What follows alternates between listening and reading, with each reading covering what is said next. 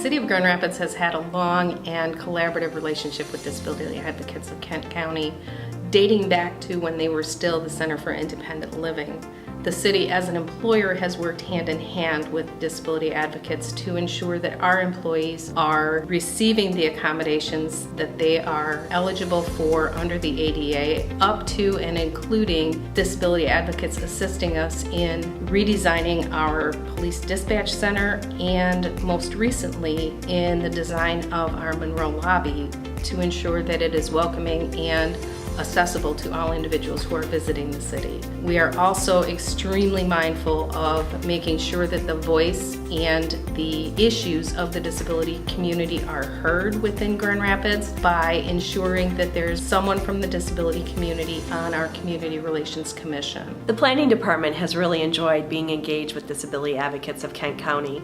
We've worked with them on numerous projects, particularly around planning, getting their input on what matters most to persons who have disabilities, all the way from mobility issues to sight, hearing, speech. What's important and what do we need to know from this part of our community that we seldom hear from? A couple projects we're working on pertaining to ADA, City of Grand Rapids, City Hall, and Kent County building. So right now we're working on redesigning the main entrance coming from the parking ramp into the Monroe level of the complex. Really stepping back, making sure that we're approaching this thing from a universal design standpoint, making sure that anybody that comes to the building feels invited, feels welcome.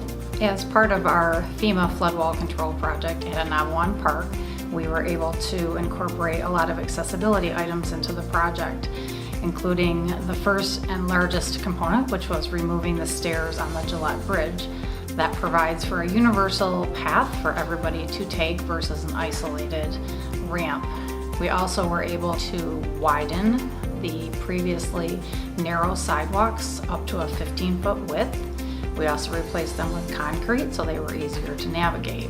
Another thing that we were able to complete was connecting the upper-lower paths and removing some overgrown vegetation to allow for better visibility. We came through the entire south end of the park and looked at lighting concerns and provided some accessible seating built into the side of the park as well. So Grand Rapids just finished construction on one of our first fully universally accessible play spaces in the city of Grand Rapids, and that is at Ottawa Hills Park. With this partnership with disability advocates, we were able to design and deliver a play space that looks and feels the same as any other, but really delivers to a much higher level and a different degree than we've seen in other parts of the city and other parts of the country for that matter. They've got some incorporated pieces that I think the common person wouldn't even think of. You know, individuals that have cochlear implants within their ears, children that are playing on these spaces, typically like to avoid those slides and play materials that are capable of generating static electricity, so some of those were rubberized surfaces.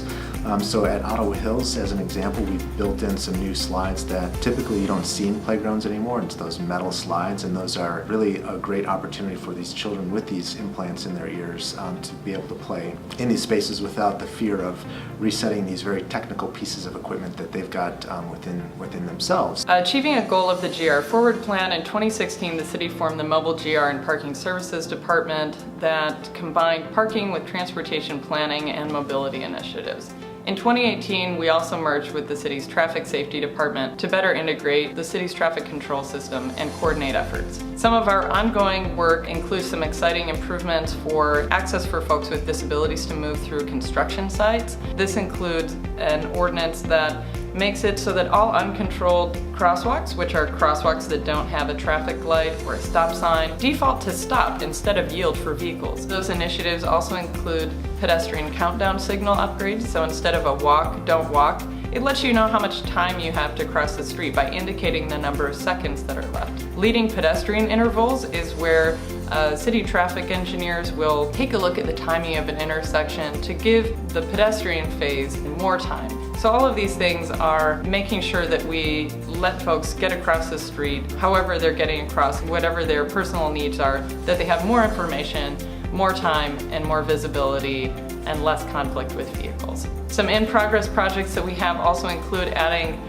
shelters, benches, and access concrete landing pads to bus stops, and a no parking in bus stops policy to allow folks to wait comfortably however they need and also board the bus in a way that is easier for them. Lake Drive was our first complete street in the city of Grand Rapids. A complete street means a street for all modes and all users.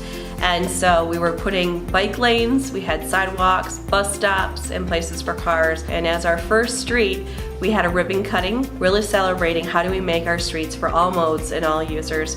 And it was a great event that has led to many transportation improvements in our city since. This really does speak to the leadership of our mayor as well. It takes determination, it takes focus, and the ability for leadership like that to really open up these questions to different departments, which our mayor has done.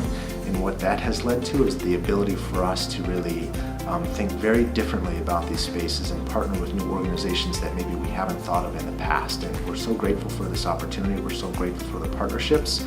We're doing great things as a result.